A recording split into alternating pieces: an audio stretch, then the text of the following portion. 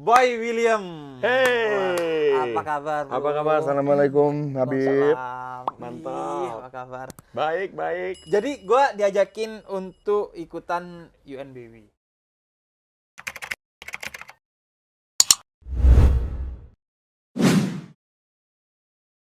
Ya, gue tenang banget karena habis ujian tadi. Prinsip gue setelah ujian adalah lupakan apa yang lu udah lakukan di sana. Iya, bener. Agar lu gak nyesel gitu ya. Lu nyesel gak ujian di gua? Sedikit. Gua sedikit. Karena ujian di tempat dia kayak bener banget gitu. Semua jawaban kita padahal.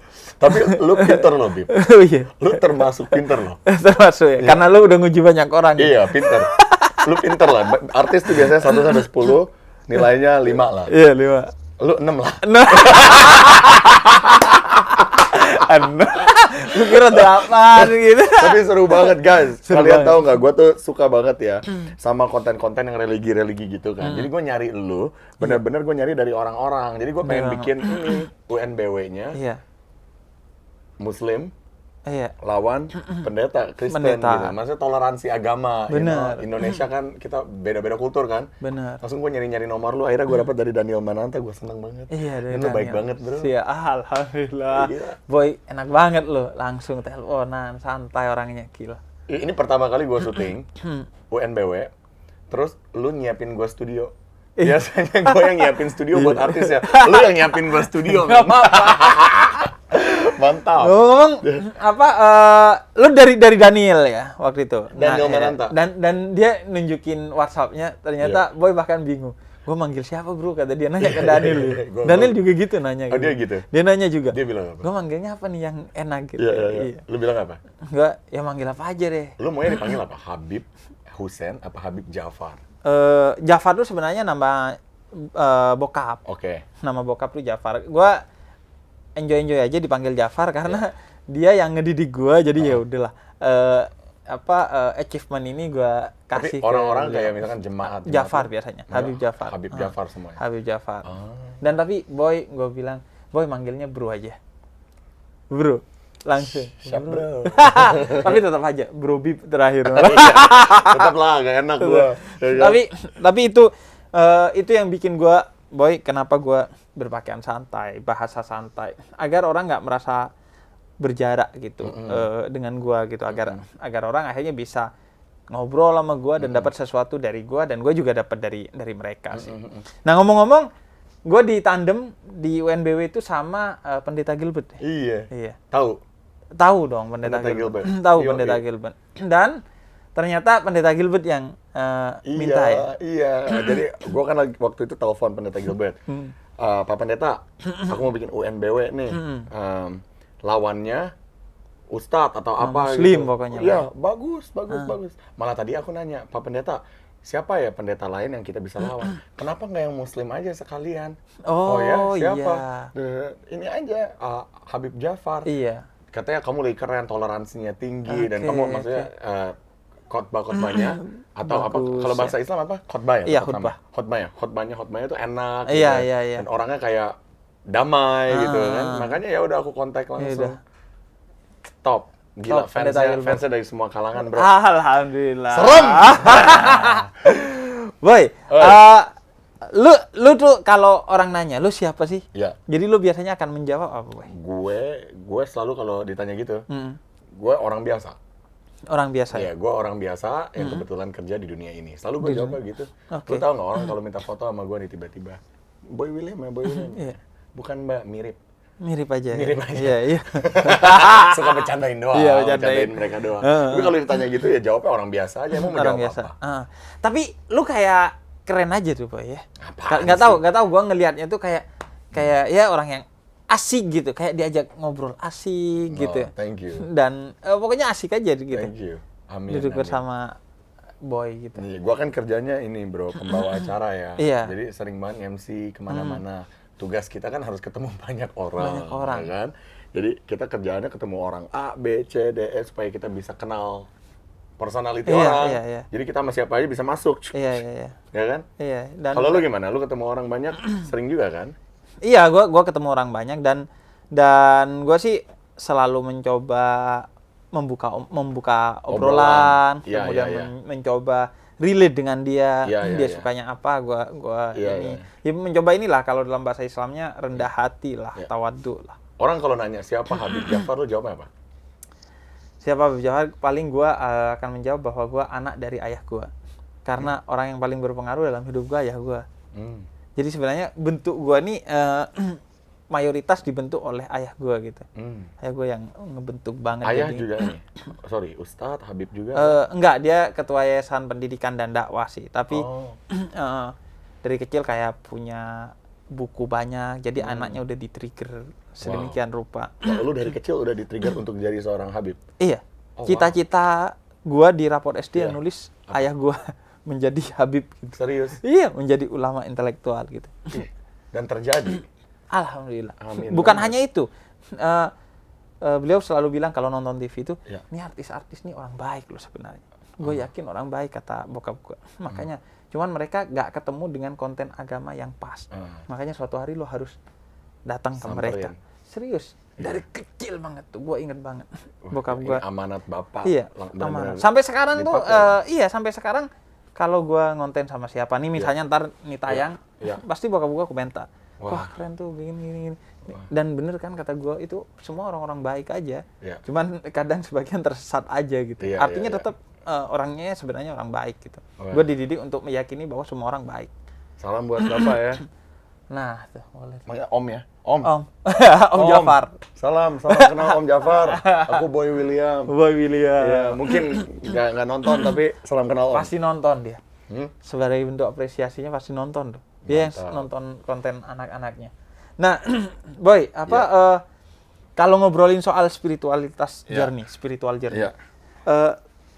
Lu lahir gimana prosesnya Gua sampai lahir sekarang? Protestan, Kristen. Dua-duanya, bokap nyokap Sama. Protestan. Sama. Kita keluarga Kristen, Protestan.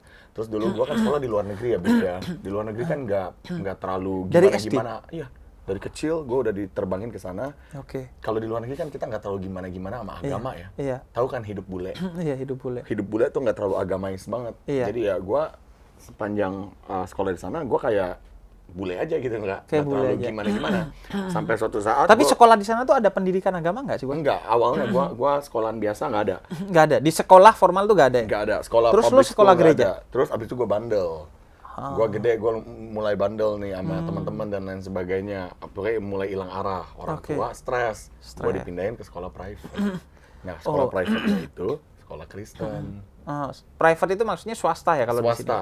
Iya kan? Iya, Swasta ya? Iya. Swasta itu Ada agamanya. agama, dan agamanya kuat banget, Kristen dan lain sebagainya. Itu apa? SD, SMP? SMA. SMA. SMA. Jadi Oke. di situ gue dikuatin banget agama itu, Oke. ya kan? Dan yang bikin gue bingung adalah kalau di luar negeri, gue kan di New Zealand bro, Iya. ya kan? Mayoritas adalah orang yang nggak punya agama, kalau enggak gereja. Iya. Itulah yang kita tahu lah sebagai bule. Iya, Ya benar. kan? Kayak film-film bule apapun kan gereja. Iya. Ya, makanya kita besar kayak gitu. Ya, gue percaya agama gue dan lain sebagainya. Pulang ke Indonesia nih, balik ke Indonesia, langsung terbuka mata gue, Bib. Wah, gue sekarang punya temen, dia agama Muslim. Ada yang Buddhis, ada yang Hindu. Ada banyak Konghucu. banget. Ternyata negara Indonesia tuh agamanya banyak banget ya. Iya, Sedangkan gue waktu sekolah, itu aja yang gue tahu. Oh, Iya yang kan? ya udah itu aja karena sekolah Kristen emang. Ya kan, taunya Kristen kalau nggak ada agama. Tahu ada Muslim atau apa, cuman kan jarang banget kita nemu masjid Ketemu ya. di sana ya. Pas pulang ke sini teman dekat gua Muslim. Iya. Teman yang ada orang paling baik sama gua Buddha. Oke. Ya kan, jadi kayak wow. Agama ternyata banyak banget. Iya. Gua sekarang ya gua tetap Kristen, tapi bisa dibilang gua percaya sama semua agama. I believe in goodness. Bahwa semua agama baik. Gue percaya semua agama, nggak ada agama yang ngajarin sesat. Iya. Nggak ada satupun agama yang menurut gue ngajarin sesat. Ya gue pindah ke Indonesia, gue mulai kebuka aja matanya, Bib. Kayak, ini semua banyak orang-orang baik, beda-beda agama. Kenapa harus diperang-perangin satu sama lain? Iya. Kenapa, jadi Kenapa gua- harus dibentur-benturkan ya? Nah, apalagi orang kayak gue yang sekolah di luar yang mungkin bisa dibilang open-minded. Iya. Gue open-minded dan toleran banget. Dan Iya, maksudnya apapun lo, gue terima. Iya, lu terima. Ya kan? Jadi ya udah, sekarang gue bisa dibilang ya gue Kristen, gue percaya Tuhan gue, tapi I believe Tuhan tuh ada lagi di atas agama-agama ini. Oke. Semua agama tuh kayak ngajarin kita untuk Baik. kayak manual hidup. Iya. Sebuah manual hidup supaya kita nggak jatuh ke lubang yang salah. Benar. Ya, nggak ada satupun agama yang bilang, lu harus narkoba ya. Iya. Nggak ada. Atau lo boleh membunuh ya. Nggak ada. Semua ngajarin hal yang baik. Cuman tergantung kita besarnya di mana. Artinya itu sangat private ya. Ajaran. Gue mau nanya nih. Ini satu pertanyaan ya. Tapi mungkin nggak bisa dijawab ya. Tapi susah. Anggap ya. Kadang-kadang gue suka mikir gini nih bro. Anggap kita lahir. Ya. Terus dimasukin ke dalam box. Ditutup tuh boxnya.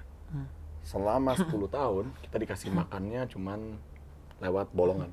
Makan ya, kasih nasi lah, itu biar kita nggak mati lah ya. Tuh. Terus setelah kita 10 tahun keluar dari box itu dikeluarin, lo tahu nggak ini bangku? Lo tahu nggak ini laki-laki? Lo tahu nggak itu tisu? Iya. Lo tahu nggak ini yang namanya handphone? Iya. Enggak dong? Enggak. Kenapa lo bisa tahu ini semua? Karena kita dididik, kita diajarin. Iya. Karena gue juga mikir gitu tentang agama. Iya. Kalau kita nggak diajarin dari awal, kita harus kemana? Apakah kita akan tahu adanya Tuhan atau enggak? Iya. Gua coba misalnya gua komentari ya.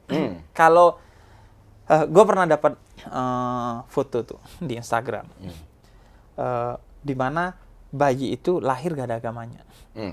Terus kemudian ada orang-orang kayak tokoh agama gitu yang kayak mau melabeli ke akhirnya. Iya, pada akhirnya melabeli bahwa ini agamanya Kristen, ini agamanya Muslim dan lain sebagainya.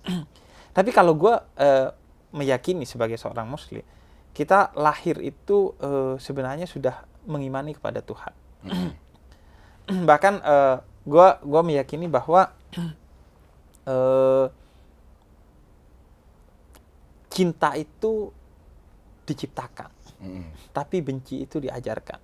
Nah, Tuhan itu diciptakan dalam bentuknya, kemudian outputnya cinta dan lain sebagainya. Sehingga kita itu akan ketika kita down gitu, kata Quran, pasti kita akan berpikir ada nih sesuatu di atas kita yang kemudian bisa membantu kita. Atau even lu gak belajar apapun tentang kebaikan, lu pasti akan menjadi orang baik. Karena ada fitrah kalau dalam bahasa agama yang akan mendidik lu.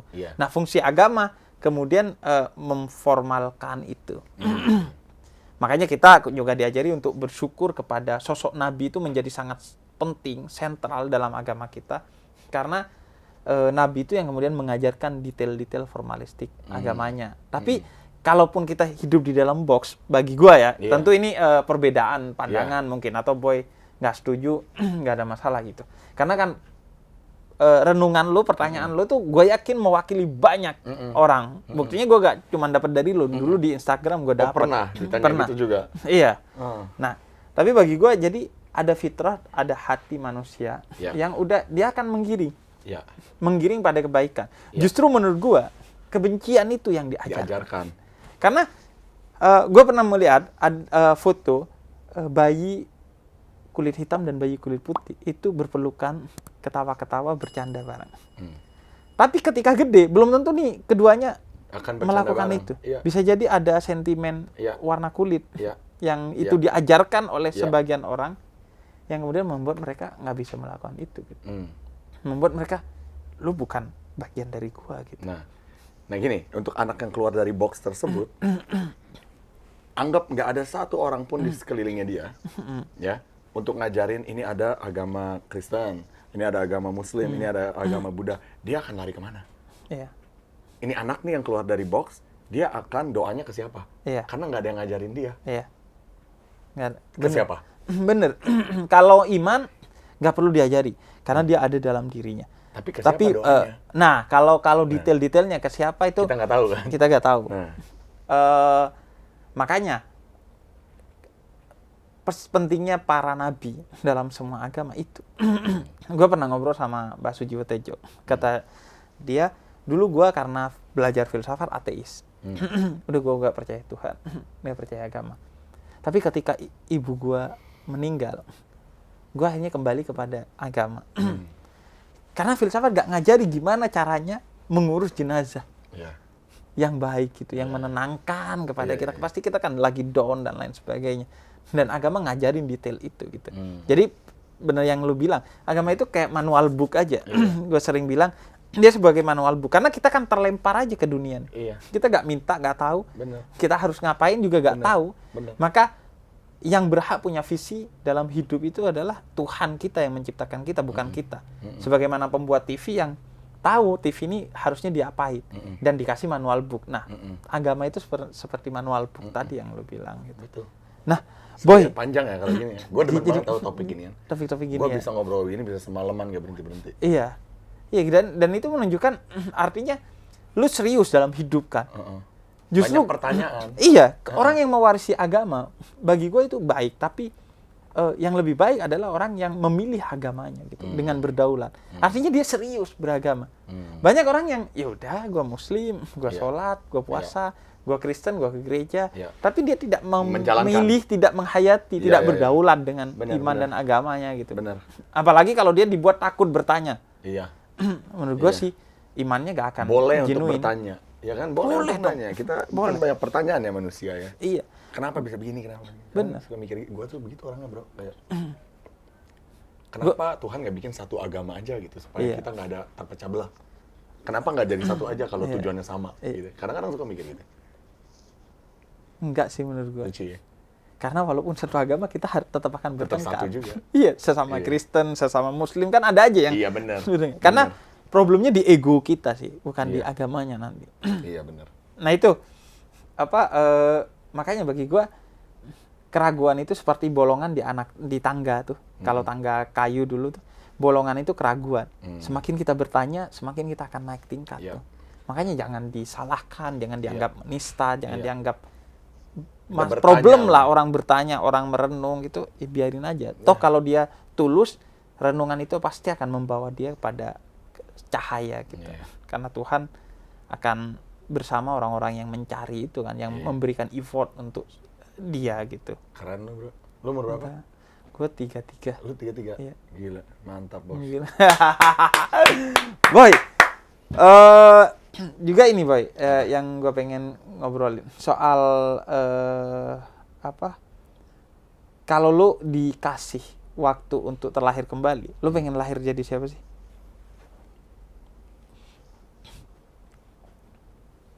Lu masih pengen lahir sebagai boy lagi nggak? Pasti mau. Pasti kan? Pasti tapi mau. di sisi lain pengen nyobain kehidupan orang lain juga.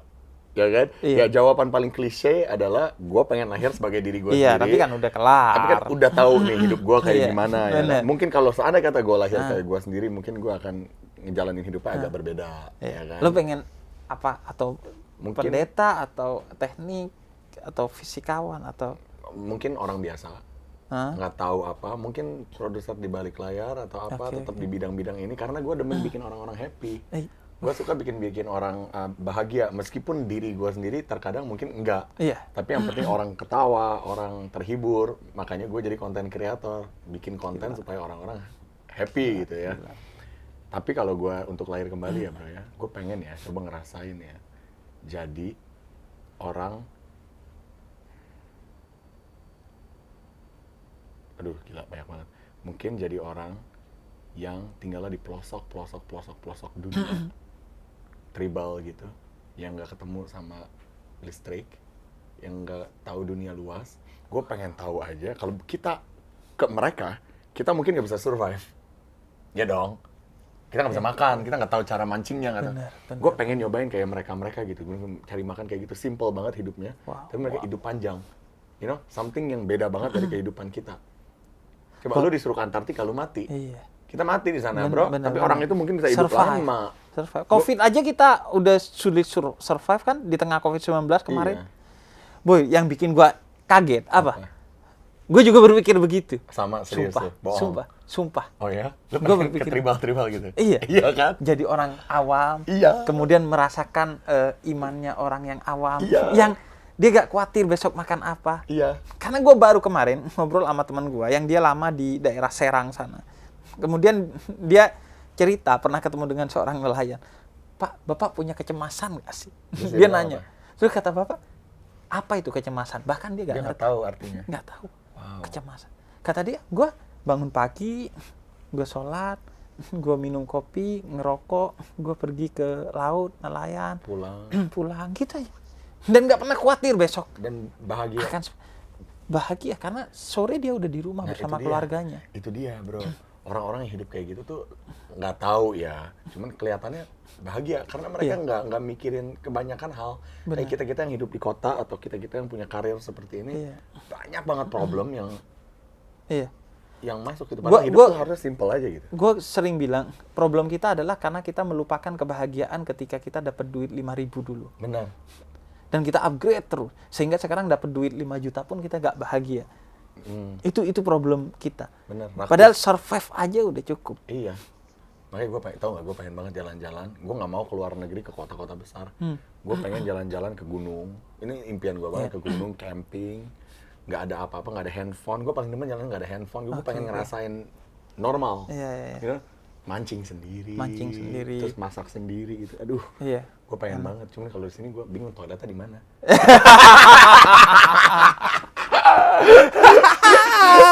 Iya. Bukan masalah gue mah toilet bisa di mana aja. Ceboknya gimana, Bos? Ceboknya di mana? Ya? Iya. Tapi emang kalau gue sih pengennya ke Tibet loh. Iya. Gue pengen ke Tibet.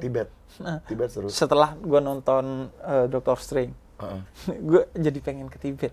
Dan gue selalu. Lu ngobrol sama Luna Maya deh. Dia ke Tibet. Luna Maya ke Tibet, bener-bener tinggal di rumah orang awam. Dia nggak tinggal di hotel. Dia tinggal di rumah orang awam yang dia nggak kenal. Terus makan makanannya mereka. Dia bilang itu bener-bener ngerubah hidupnya. Gue pengen begitu, bro. Ketemu sama biksu-biksu gundul yang meditatif. Iya, lu tanya Luna deh. Lu tanya Luna Maya, dia pasti. Karena itu dosen filsafat gue, seorang doktor, dia bilang gitu. Lu hati-hati di dunia ini sama dua orang. Yang pertama orang berjenggot, maksudnya seorang muslim yang spiritualis tuh. Yang kedua biksu gundul tuh. Oh iya. Karena biksu gundul tuh canggih hidupnya. Oh iya.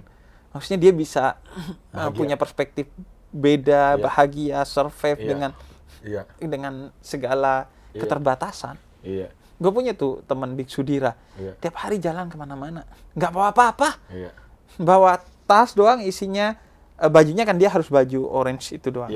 Udah, bahkan makan besok nyarinya besok. Gila. Nggak punya duit, nggak punya apa-apa tuh, sebatas sekenanya aja. Iya. Itu gue telepon ntar ada di Jakarta, ntar ada di sini, ada di situ, ada di mana-mana tuh orang. Sekarang kayaknya dia lagi ke Papua tuh. Wah keren banget, kayak enak deh hidup kayak gitu. Ya nggak tahu ya, kita selalu ngelihat kehidupan orang lain lebih indah dari kita punya, tapi orang lain ngelihat kita juga mungkin pengen juga jadi kita. Jadi nggak mau kesannya kayak sebenarnya kalau bagi gue obrolan ini sebenarnya bukan di sana, tapi lebih ke nge-capture kehidupan yang meditatif gitu.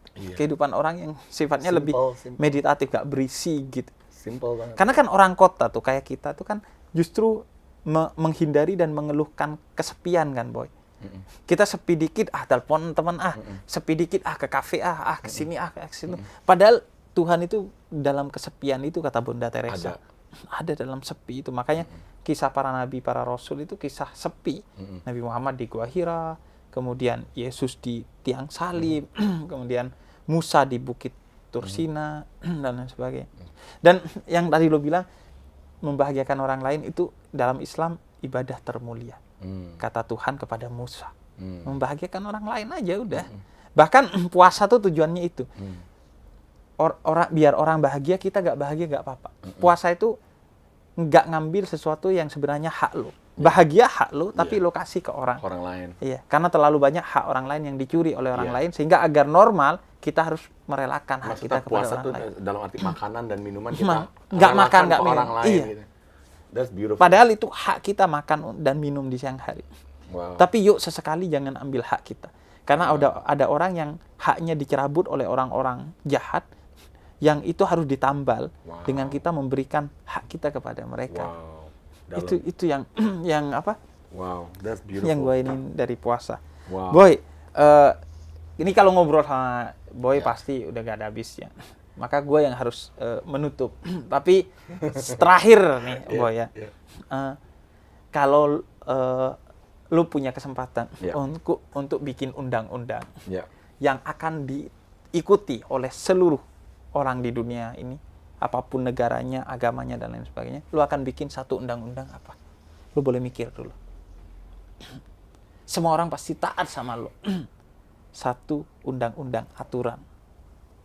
Seminggu sekali, semua umat maupun dari mau dari kultur, tapi udah ada sih, cuman ini diharuskan ya. Ini kalau misalkan diharuskan ya, seminggu sekali semua umat harus berkumpul dari kultur yang berbeda, dari agama yang berbeda, harus jadi satu dan harus berpelukan, bikin acara, mau itu makan-makan atau apa. Jadi bukan hanya ada hari raya Natal atau hari raya Idul Fitri atau apa, tapi ini hari raya untuk kita semua, untuk kita saling menghargai.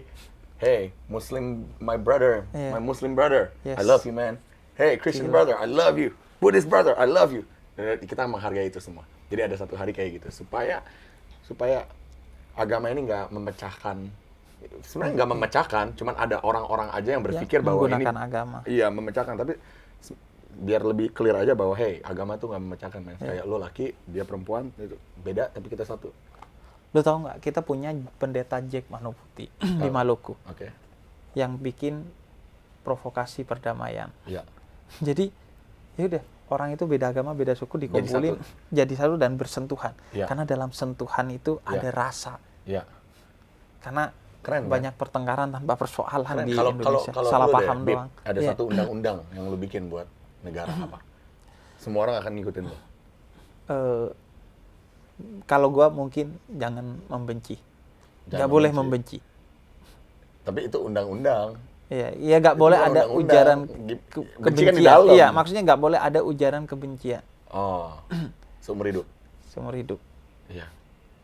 Atau kalau enggak, gue sih pengen ada waktu orang untuk beberapa menit atau beberapa detik menarik nafas dan menyadari dirinya. Itu harus. Itu harus setiap hari. Jadi lo duduk kayak solar kalau Islam atau meditasi dalam Buddhis atau apalah dalam lo narik nafas, sadari bahwa ini karunia Tuhan dan lo harus balas ini dengan lo baik kepada sama manusia. Keren, bro. Gitu aja. Gue tambahin satu ya. Iya. Sama sehari sekali semua orang harus nonton konten gue.